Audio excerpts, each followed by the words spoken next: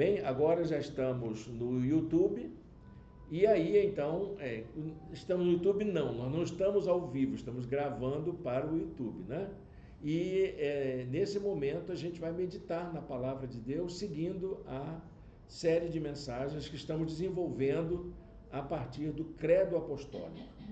E para nós tem sido uma experiência gratificante da gente rever alguns conceitos fundamentais da nossa fé. Que parece que o Evangelho, nesses tempos, principalmente no Brasil, perdeu a sua essência. Nós esquecemos para que existimos, para que nós nos reunimos como igreja, como que nós nos caracterizamos. E tem muita divisão, tem muita gente pensando isso, pensando aquilo. A igreja, ela sempre foi uma igreja unida, apesar das divergências. Nós nunca fomos uniformes, mas unidos sempre fomos.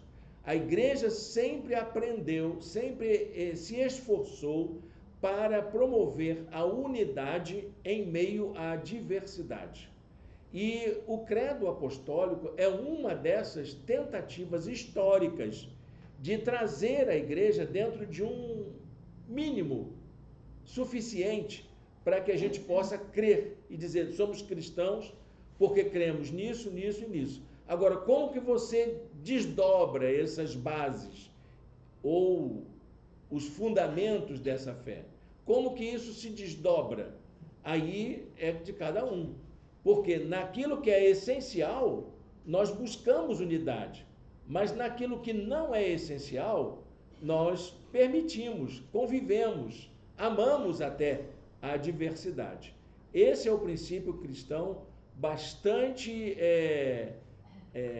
antigo e que nós hoje desaprendemos. Há cristãos sendo excluídas das suas comunidades de fé exatamente porque pensam diferente das suas lideranças, que desenvolvem uma visão crítica sobre aquilo que eles ensinam dos púlpitos.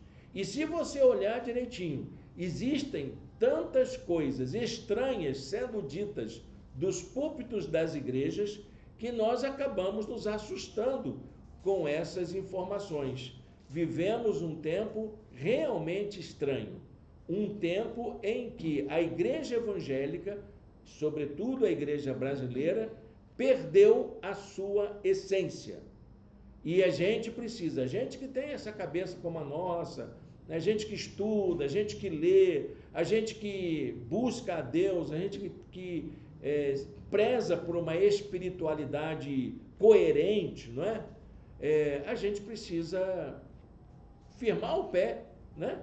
Para dizer aquilo que é essencial. Dizer o óbvio. Hoje a gente está precisando dizer o óbvio.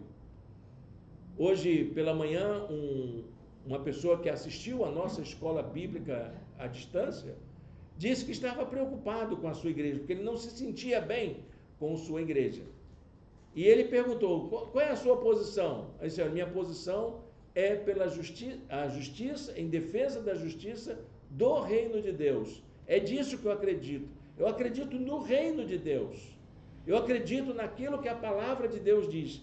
E hoje nós, infelizmente, encontramos outras ideias atravessadas com essa mensagem tão básica, tão simples, tão objetiva. E nós precisamos retomar aquilo que é essencial para a nossa fé cristã. E nós vamos seguir a nossa abordagem sobre o credo apostólico, que é a primeira iniciativa que os cristãos encontraram. Não seria a primeira, seria a segunda, talvez. A primeira foram as cartas, né, os livros da Bíblia, os livros do Novo Testamento. Mas foi uma iniciativa no tempo dos apóstolos para que as pessoas tivessem um mínimo de orientação sobre os fundamentos da fé. Em que nós acreditamos? E aí eles criaram um documento simples, muito simples, com artigos muito curtos, objetivos, para falar daquilo que a gente acredita, essencialmente. Como é que você acredita? Bom, a gente vai desenvolver isso enquanto a gente conversa, né? Enquanto a gente medita, enquanto a gente faz esse exercício de reflexão à luz das Escrituras, como nós fazemos sempre, como temos feito durante essa jornada de 40 dias de meditações no Credo Apostólico. E hoje chegamos à sexta mensagem, que é sobre a remissão dos pecados, a afirmação da fé na remissão dos pecados. Acho que a igreja de hoje precisa repensar como que ela está lidando com a questão do perdão, da graça, a questão da gente lidar com os nossos pecados. Porque tem gente acreditando que pode resolver o problema do pecado na sua vida. E nós não temos condições de resolver o problema do pecado. É uma das mensagens que a palavra de Deus entende. Jesus morreu na cruz exatamente porque nenhum ser humano, ninguém pode escapar do problema do pecado na sua vida. Ah, eu sou santo, eu não peco. Duvido, é a primeira coisa que faz. O apóstolo João disse isso, né? Ele disse lá no comecinho da carta dele: se alguém disser que não tem pecado, é mentiroso. Pronto, já pecou. Se alguém disser que não tem pecado, é mentiroso. E tem muita gente mentirosa ocupando os púlpitos das igrejas, se apresentando como um santarrão para poder dizer aquilo que eles não vivem na sua intimidade, na sua privacidade. Então nós vamos entrar nessa questão hoje, porque os primeiros cristãos já enfrentavam esses problemas nas suas comunidades de fé. Então o tema de hoje é: creio na remissão dos pecados. Pecado tem solução? Tem sim, mas não da minha parte, eu não sou capaz. E eu creio que Deus tem uma solução para o meu problema. Deus não tem prazer nenhum de ver as pessoas influenciadas, presas, enredadas por essa condição tão ruim que é o pecado na vida humana. Eu escolhi um texto da palavra de Deus que está em Colossenses capítulo 1, versos 13 e 14. Está aí no informativo para vocês, está aqui também na tela para que vocês possam acompanhar. E aí nós vamos entrar então na leitura desse texto. Se você tem o informativo na sua mão, acompanhe a leitura comigo. Diz assim a palavra de Deus: pois ele nos resgatou do domínio das trevas e nos transportou para o reino do seu Filho amado, em quem temos a redenção, a saber, o perdão dos pecados. Nas versões mais antigas, em vez da palavra perdão, está a palavra remissão. Você vai olhar na sua Bíblia tradicional, aquela Bíblia mais antiga, né, a Bíblia da vovó, ela vai estar exatamente a palavra remissão. Bem, gente, o credo apostólico, ele tem uma afirmação bastante categórica com relação à condição humana. Para o credo apostólico, todos nós somos pecadores. Não tem remédio. Aqui não tem ninguém que escapou disso. Eu fui criado no Evangelho, cresci na igreja, nunca pequei. Tinha um jovem que dizia isso: eu nunca fui do mundo. Sei. E você quer dizer isso para o Senhor que te conhece tão profundamente. Essa é uma realidade. Todos nós temos a marca do pecado na nossa vida. O salmista, ele chegava a dizer: em pecado eu fui gerado. Eu fui gerado em pecado. Eu sei que você pensou em sexualidade, mas não foi isso que ele quis dizer.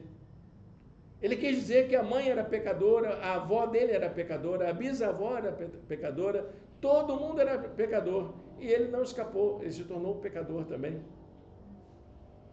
E essa é a nossa realidade humana. E o credo apostólico declara a confiança na remissão dos pecados.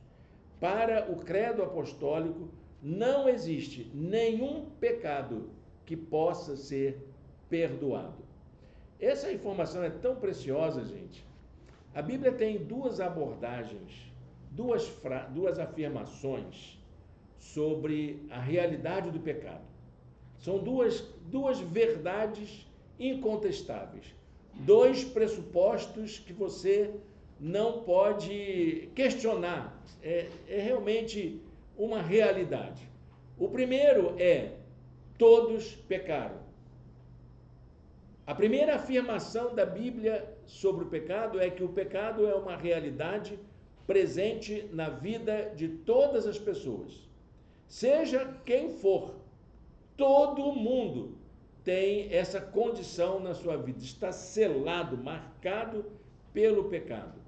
E a segunda afirmação é de que não existe um pecado sequer que Deus não seja capaz de perdoar. Ok, nós temos pecado. É isso? É verdade então, pastor? É verdade.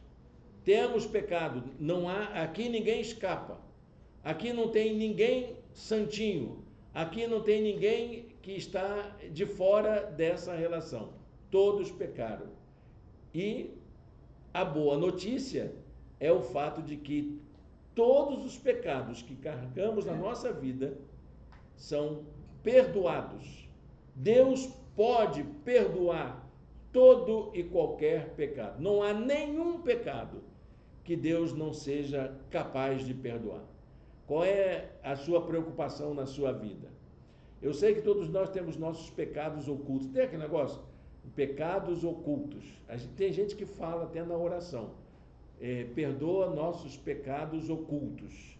O que é um pecado oculto? É aquele que a gente tem vergonha de falar para o outro, né? Eu tenho esse pecado. Você tem pecado oculto? Eu não sei você, mas eu tenho.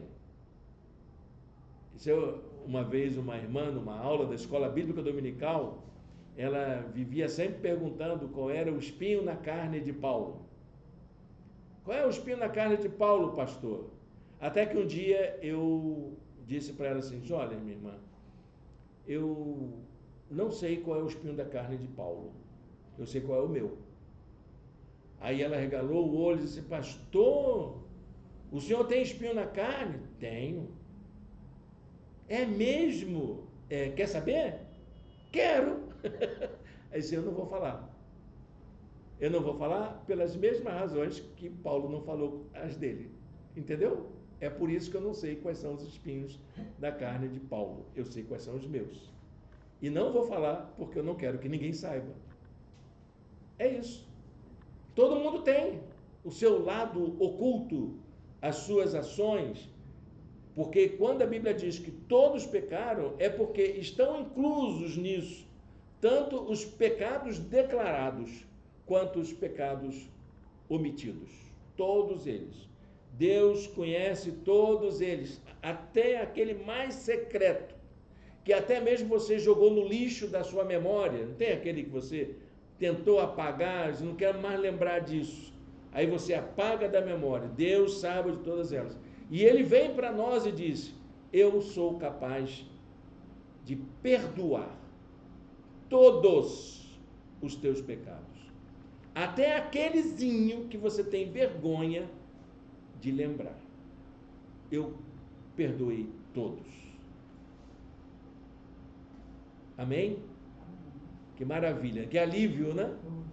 Graças a Deus, o Senhor me perdoou. Não existe nenhum pecado que o Senhor não seja capaz de perdoar. Isso diz o apóstolo Paulo na carta aos Romanos, capítulo 3, versos 23 e 24. Todos pecaram e destituídos estão da glória de Deus, sendo justificados gratuitamente por sua graça, por meio da redenção que há em Cristo Jesus.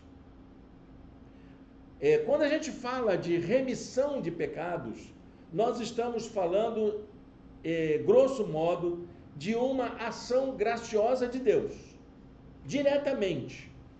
Nós não estamos falando de algo complexo, estamos falando de algo que Deus é capaz de fazer e que isso Ele faz através da sua graça. Você não precisa fazer nenhum ritual.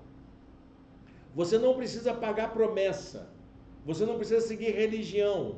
Você não precisa fazer jejum. Não precisa subir o monte para poder alcançar essa graça. É ato de Deus por cada um de nós. A remissão dos pecados é uma iniciativa da graça divina. Simplesmente isso. Por que Ele perdoa o meu pecado? Porque Ele quer, só por isso. Porque Ele tomou a iniciativa. Não porque eu pedi, não porque eu precisava, mas porque Ele quis fazer isso por mim. Ele quis perdoar. E essa graça maravilhosa, essa remissão completa que Ele nos oferece, foi concretizada na vida de Jesus Cristo, a vida de Jesus de Nazaré. O encarnado, aquele que viveu como um ser humano, aquele que morreu numa cruz e que foi ressuscitado, é exatamente a concretização do perdão de Deus por toda a humanidade. Todos os pecados foram ali depositados na cruz do Calvário, para que todos, pela graça de Jesus, fossem perdoados. É isso que a Bíblia nos ensina. Muitas vezes esquecemos desse detalhe. Nós encontramos em Lucas capítulo 24, versos 46 e 47, Jesus falando àqueles discípulos no caminho de Emaús. E lhes disse: está escrito que o Cristo haveria de sofrer e ressuscitar dos mortos, e no terceiro dia, que em seu nome seria pregado o arrependimento para perdão de pecados a todas as nações, começando em Jerusalém. É isso que a palavra de Deus nos ensina, que foi em Jesus Cristo concretizado esse ato divino de nos perdoar de todos os pecados.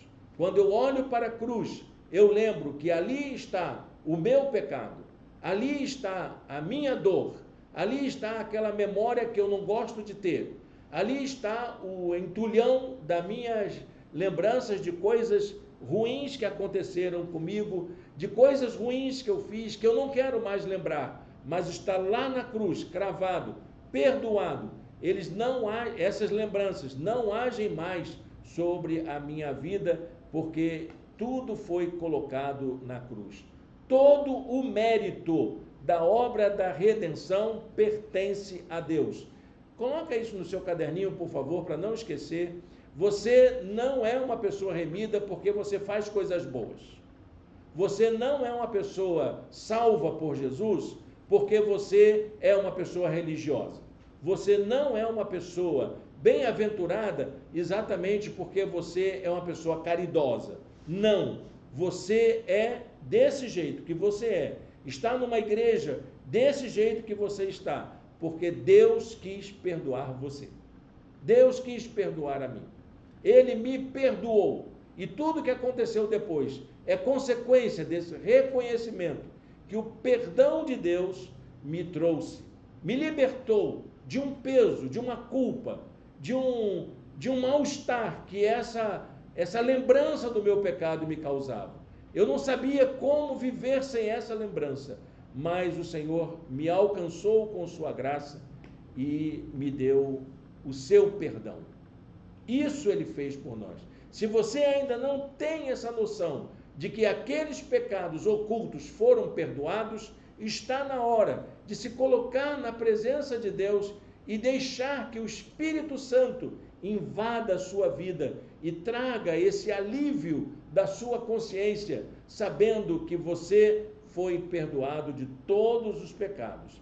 Diz a palavra de Deus, em Hebreus capítulo 10, verso 17 e 18, e acrescenta: dos seus pecados e iniquidades não me lembrarei mais. Isso era o profeta Miqueias, né, que dizia que Deus é aquele que é capaz de pegar os nossos pecados e lançá-los na profundeza do mar, para que nunca mais se lembre deles, para que eles nunca mais venham à nossa lembrança. Dos seus pecados e iniquidades não me lembrarei mais. Ele perdoou mesmo. Onde essas coisas foram perdoadas, não há mais necessidade de sacrifício. A remissão, quando a gente fala assim de remissão teologicamente, é um ato de perdão. Rigorosamente é isso. O que é remissão? Eu creio na remissão. É sinal de que eu creio que é possível haver perdão. Ah, mas o fulano fez isso comigo, eu não perdoo. Mas e o que você fez? É perdoável? Você acha que mereceria perdão? Se fosse você que tivesse feito, então é essa a pergunta, porque Deus nos perdoa dos nossos pecados todos. Remir é o mesmo que perdoar. Segundo as Escrituras, o perdão dos pecados somente vem pela graça, que é isso que o Código Penal, inclusive, tem isso, que é conceder graça. É uma faculdade da justiça com alguém que comete um crime e aí então ele está preso muitos anos e não consegue mais cumprir a pena por causa da sua saúde, da sua condição, uma série de fatores. Então a justiça concede graça ao criminoso. O que é conceder graça? Isso está na lei brasileira, inclusive. É perdoar a pessoa, remir a pessoa daqueles delitos que ela cometeu anteriormente. O perdão dos pecados somente vem pela graça. É só a graça que nos fornece esse perdão, e isso vem por meio da fé. No Antigo Testamento havia uma prática que foi instituída pela lei de Moisés e acabou acompanhando a tradição judaica no tempo de Jesus. Ainda se praticava aquele ritual do Velho Testamento, da lei de Moisés, que era oferecer um animal em favor dos pecados. Então o sacerdote no templo, ele pegava aquele cordeirinho, aquele animal, imolava o animal, derramava o sangue no altar dos sacrifícios, né? Esse altar era chamado de propiciatório. Por que era propiciatório?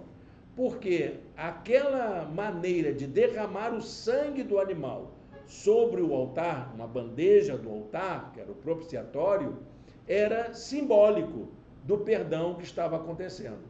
Então, aquele sangue se tornava portador dos pecados da pessoa que ofereceu o animalzinho. Tadinhos, né? Isso não se faz, né? Eu me lembro de uma mensagem que eu ouvi sobre João Batista. João Batista era filho de um sacerdote. Então, o pastor, o pregador, né, ele foi muito sensível ao dizer que João Batista cresceu vendo o pai sacrificar ovelhinhas, lindas ovelhinhas, né? E ele ficava com pena, esse sentimento de pena que a gente tem, a gente, meu Deus, o cara faz o errado e é a ovelhinha que paga, não é? É o chamado bode expiatório, né? E é a ovelhinha que paga. E aí, então, um dia ele se encontra, João Batista cresceu, foi viver a vida dele como profeta, e um dia ele se encontra com Jesus. Vocês lembram o que João Batista disse quando viu Jesus? Lembram? Ele diz: eis o Cordeiro de Deus, que tira o pecado do mundo. Gente, não vai ser necessário mais morrer cordeirinho? Acabou! Graças a Deus, os animaizinhos serão poupados daqui para frente, porque está aqui alguém que vai livrar até o cordeirinho de morrer por causa do pecado dos outros. Eis o Cordeiro de Deus. Bonitinha a história, né? Eu também gostei da história. Guardei comigo a vida toda. E isso, gente, até que Jesus veio para poder viver uma vida humana, ele sendo o próprio Deus, encarnado, para viver como homem, mostrar o que é ser humano de fato, viver a nossa humanidade, porque é isso, a vida de Jesus é humanização, é mostrar para a gente como que se vive uma vida autêntica na presença de Deus. E aí, vivendo dessa maneira, sem pecado, como diz as Escrituras, ainda assim, foi condenado, crucificado, morto, por causa do meu pecado. Por causa de mim. Quem tinha que estar lá na cruz era eu. Eu é que tinha que estar lá sofrendo aquilo. Eu que tinha que ser punido por causa do meu pecado. Mas Jesus assumiu estar no meu lugar e viveu de uma maneira digna e morreu de uma maneira nobre na cruz do Calvário. De tal maneira que a cruz é o símbolo dessa vergonha, de que para eu me livrar do meu pecado, para eu me livrar da minha culpa, para eu me livrar daquilo que me afeta, precisou alguém viver de uma maneira digna e morrer de uma maneira tão injusta quanto a que Jesus morreu. A redenção em Cristo, meus irmãos, acaba sendo uma resposta de Deus para nós. E diz a palavra de Deus em Efésios capítulo 2, versos 8 e 9, pois vocês são salvos pela graça, por meio da fé, e isto não vem de vocês, graças a Deus. Eu não precisei fazer nada para eu poder, porque Jesus fez tudo. É dom de Deus. Sabe que a palavra dom quer dizer presente. É um favor divino, não por obras, para que ninguém se glorie. Essa é a mensagem cristã. Essa é a essência da fé na salvação, de que você não precisa fazer qualquer ritual, qualquer sacrifício, qualquer tipo de ação litúrgica para poder se tornar redimido, ter o seu pecado perdoado. O Senhor já fez isso lá na cruz do Calvário. A redenção em Cristo é o fundamento da fé cristã. Se você olhar de todos os postulados de fé da teologia cristã, da doutrina cristã, a redenção, ela é típica do cristianismo. A redenção em Cristo é o fundamento da fé cristã, como uma resposta aos dilemas humanos relacionados ao pecado. Você olha todas as religiões, elas vão dizer que as pessoas estão doentes porque tem algum pecado lá atrás que não foi corrigido e a pessoa está purgando o seu pecado agora. A fé cristã não ensina isso. O sofrimento humano é humano, ele existe, é contingente, ele está dado ali. Não foi por causa de alguma coisa que eu fiz, é porque a vida é sofrida. A vida é luta, renhida, como diz o poeta. A vida é marcada pelo sofrimento em todo o tempo. Mas a única coisa que nos traz alívio é o favor divino, é a graça, que nos alivia dessa culpa, dessa dor, dessa coisa de carregar uma marca tão ruim, que é a marca do pecado na vida humana. Bom, existe alguma coisa que a gente pode fazer realmente. E aí vem aquela questão, né? O que eu posso fazer com que essa realidade do favor divino, do perdão que eu recebo, seja uma presença constante na minha vida? A minha questão é alguns conceitos sobre redenção, sobre remissão, que devem ser levados em conta hoje, na nossa vida cotidiana, que fazem com que a gente possa ser reconhecido do grande favor divino. Existem 4 coisas que eu fiquei pensando sobre isso. A primeira, gente, é essa onda que a gente encontra da moralidade dentro da religião. A religião se tornou dominada pelo moralismo. E muitas pessoas acham que para que você vá para o céu e seja uma pessoa redimida, você tem que parar com o pecado, parar de fazer coisas erradas e fazer tudo certinho. E você acha que se fizer tudo certinho, você vai ter o perdão divino. Essa é uma mentira que Satanás colocou no coração das pessoas. A redenção não é um selo para nos tornarmos bonzinhos ou melhores do que os demais. Há muitas pessoas que dizem, eu já me livrei do meu pecado. Você é pecador, eu não sou mais. Mentira. Você está enganado. Esse moralismo não é cristão. Jesus não disse, não nos autorizou a fazer isso, de nos acharmos melhores do que os outros, só porque eu entreguei minha vida a Cristo, agora sou membro da igreja, eu estou salvo, vou para o céu com roupa e tudo, e o outro lá vai arder no inferno com o cramunhão. A redenção não é um selo para nos tornarmos bonzinhos ou melhores do que os demais. Nós somos redimidos para sermos novas criaturas, para vivermos uma nova vida. E essa nova vida corresponde a uma capacidade de amar as pessoas como elas são. Ser redimido é ser uma pessoa livre para poder amar o próximo, livre para poder aceitar o outro como ele é, porque assim como Deus me perdoou, eu também posso perdoar o meu irmão.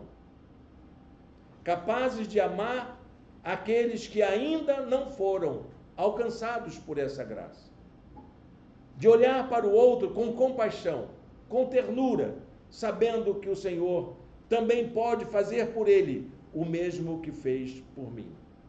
De fato, segundo a lei, quase todas as coisas são purificadas com sangue, mas sem derramamento de sangue não há perdão. Sem você dar algo por essas pessoas, não haverá esse perdão concretizado.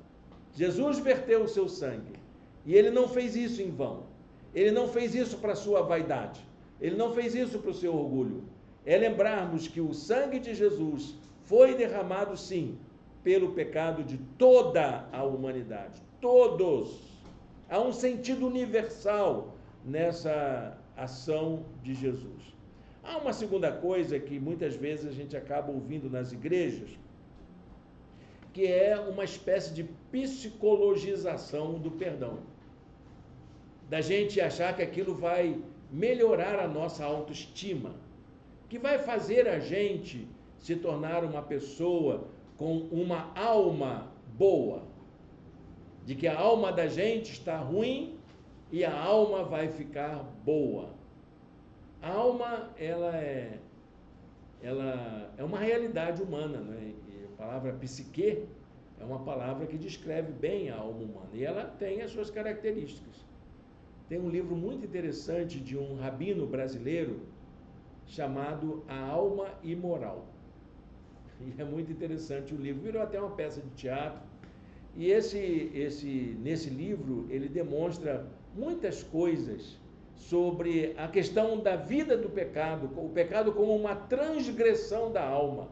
A alma sendo capaz de transgredir, de fazer algo para que deturpe a interpretação e busque novos sentidos. Há muitas pessoas que acham que o pecado está na carne, que é no corpo que ela habita. E o Newton Bonder, autor desse livro, afirma que o pecado está na alma.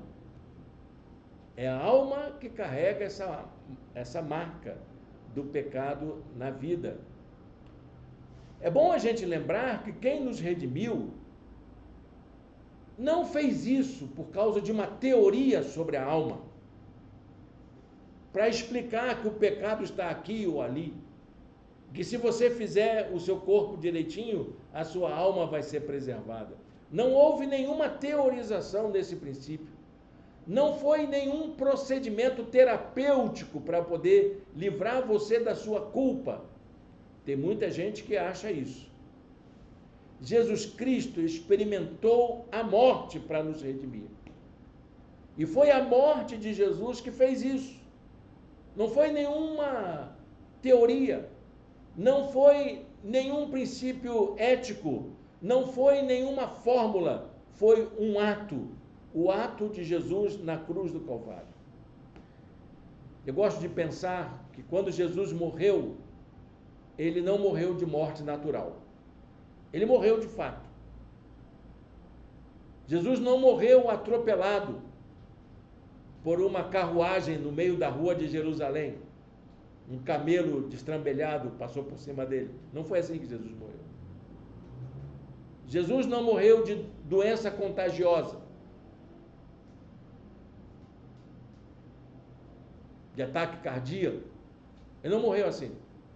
Ele morreu crucificado. E todo crucificado era considerado um criminoso. Era um maldito. Jesus morreu como um maldito. E ele fez isso por causa da gente.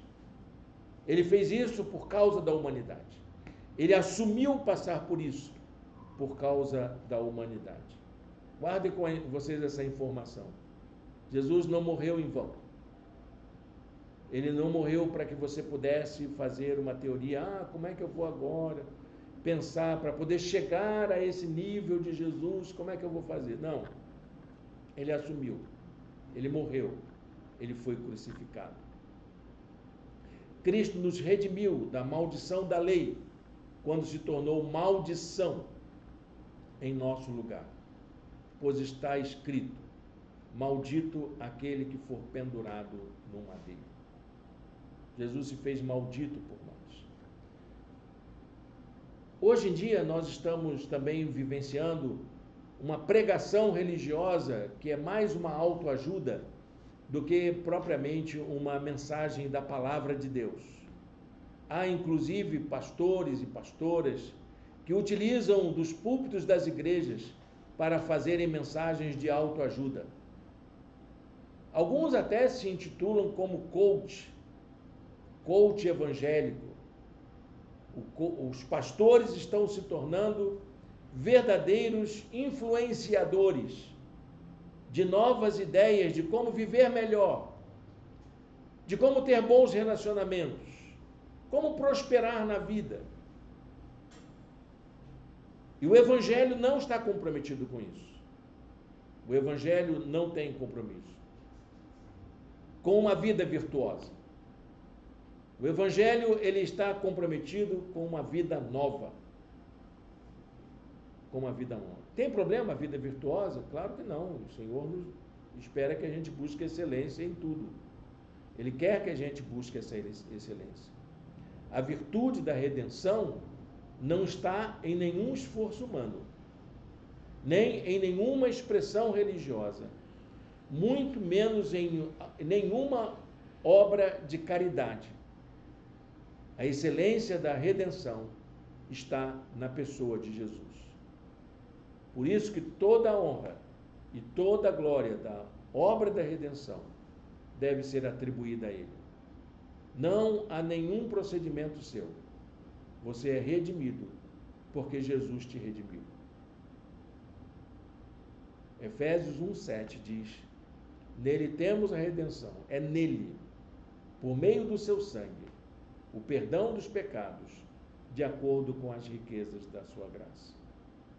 Bom, gente, se a redenção não está ligada, se esse perdão que eu recebo, se essa nova vida que eu recebo, não está ligada a uma moralidade, a uma psicologia, uma teoria, ou a um princípio de ação que eu possa fazer para melhorar a minha vida, o que a remissão então está ligada? Ela está ligada ao modo de se tornar uma pessoa melhor, me fazer um humano.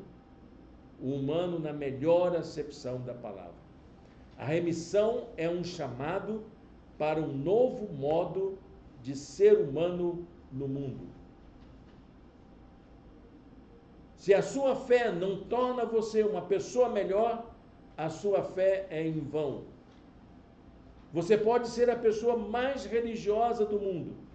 Você pode colocar em prática as melhores práticas de espiritualidade.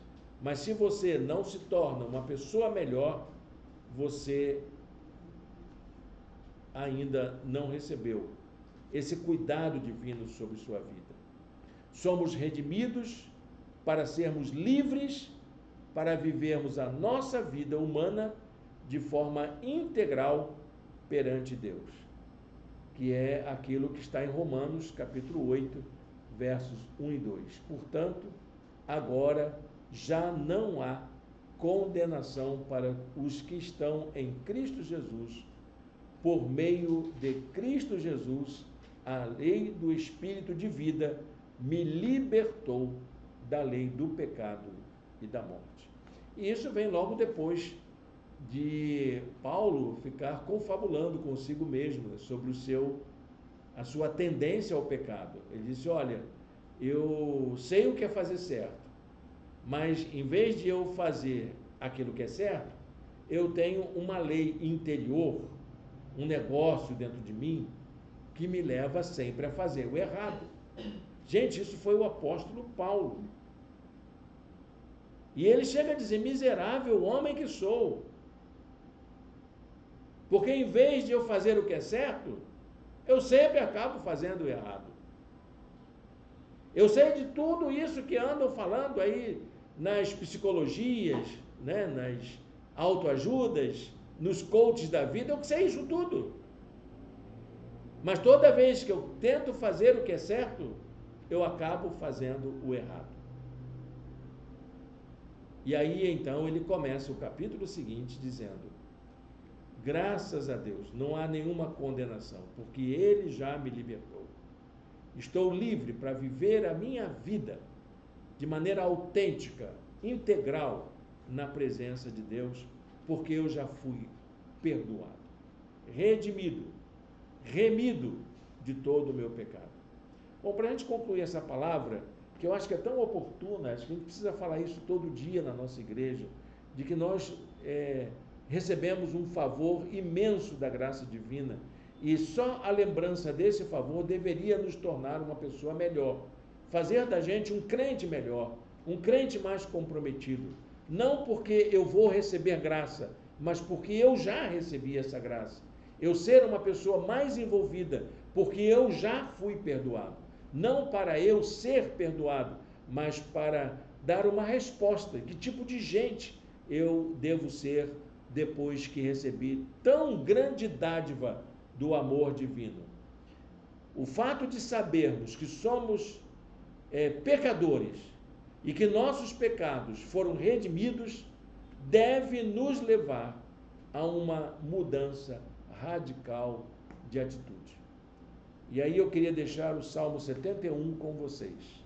O salmista, que ainda não tinha vislumbrado essa obra maravilhosa de Cristo na cruz, ele diz, os meus lábios gritarão de alegria quando eu cantar louvores a ti, pois tu me redimiste. Pois o Senhor me perdoou. É isso que vai me fazer com mais entusiasmo. É isso que vai me dar alegria. É isso que vai fazer eu cantar de maneira mais viva. É isso que vai me levar a me envolver muito mais na obra de Deus no mundo. Que Deus nos abençoe, que o Senhor nos dê graça para vivermos essa experiência. Quero convidar você a fazer uma oração. Se você ainda não foi alcançado por essa graça, é hora de você colocar a sua vida nas mãos de Deus e permitir que o Espírito de Deus inunde o seu coração com esta alegria de ter os seus pecados perdoados por Jesus. Todos eles foram cravados lá na cruz do Calvário. É um texto de Colossenses, né? Que o Senhor pegou a cédula do nosso pecado, rasgou e cravou lá na cruz do Calvário, dizendo, está perdoado. Não tem mais dívida com Deus. Você não deve nada para Deus. Ele diz para você, viva a tua vida de maneira livre, mas viva da melhor forma possível. Faça por onde ter merecido esse favor divino, maravilhoso, de ter a sua culpa perdoada. Feche seus olhos e fale com Deus. Senhor Deus, eterno Pai, muito obrigado por esta palavra, por esta oportunidade, por esta mensagem de hoje, Senhor, que nos impacta, que nos estimula a vivermos uma nova vida diante do Senhor, consciente de que todo o nosso pecado, toda a nossa culpa já foi redimida, lavada, perdoada pelo sangue do Teu Filho Jesus. Glória ao Teu nome, exaltado seja o Senhor, e que nós saiamos daqui nesta noite com uma disposição nova de viver a nossa fé de maneira, ó Deus, dinâmica, fazendo com que o Teu Espírito nos guie, nos oriente a sermos aquelas pessoas que o Senhor gostaria que nós fôssemos. Nós te oramos em nome de Jesus. Amém. Amém. Bem, gente, estamos chegando ao final da nossa mensagem e dizemos para os nossos amigos na internet que continuamos aqui, né, no nosso trabalho, que assim que você quiser estar conosco, entre em contato com a gente, para a gente poder marcar esse encontro e tomar um café juntos aqui, o café da Cris, né, Cris? Para a gente poder se conhecer melhor e seguir Jesus dessa maneira como a gente tem feito. Deus o abençoe, Deus a abençoe. Nós seguimos aqui no nosso culto.